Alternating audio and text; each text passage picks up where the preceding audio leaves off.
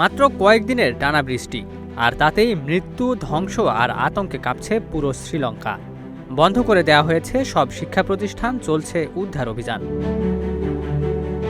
টানা ভারী বৃষ্টিতে সৃষ্ট বন্যা ও ভূমিধসে ভয়াবহ পরিস্থিতির মুখোমুখি হয়েছে শ্রীলঙ্কা।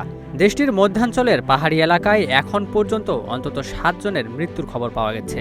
এর মধ্যে ভূমিধসে 2টি বাড়ি চাপা পড়ে প্রাণ হারিয়েছেন 5 জন, আর বন্যার পানিতে ডুবে মারা গেছেন আরও 2 জন। দুর্যোগে অন্তত 129টি বাড়ি ক্ষতিগ্রস্ত হয়েছে। নিরাপত্তার জন্য প্রায় 3,500 মানুষকে নিরাপদ আশ্রয়ে সরিয়ে নেওয়া হয়েছে। পরিস্থিতির অবনতি হওয়ায় ক্ষতিগ্রস্ত অঞ্চলের সব শিক্ষা প্রতিষ্ঠান সাময়িকভাবে বন্ধ ঘোষণা করেছে সরকার। একই সঙ্গে আটকে পড়া মানুষদের উদ্ধারে সেনাবাহিনী ও নৌবাহিনী একসঙ্গে কাজ করে যাচ্ছে। স্থানীয় গণমাধ্যমে প্রকাশিত ভিডিওতে দেখা যায় পানিতে তলিয়ে যাওয়া সড়ক পেরিয়ে উদ্ধারকর্মীরা দুর্গত পরিবারগুলোকে নিরাপদ স্থানে সরিয়ে নিয়ে যাচ্ছেন।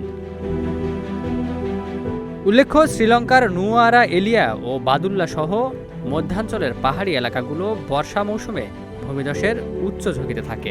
আর মাত্র কয়েক মাস আগেই একই অঞ্চলে ঘূর্ণিঝড় ডিটওয়াহের প্রভাবে ভয়াবহ বন্যা ও ভূমিধসে শত শত মানুষের প্রাণহানির ঘটনা ঘটেছিল। Ikramuzzaman, news flash 71।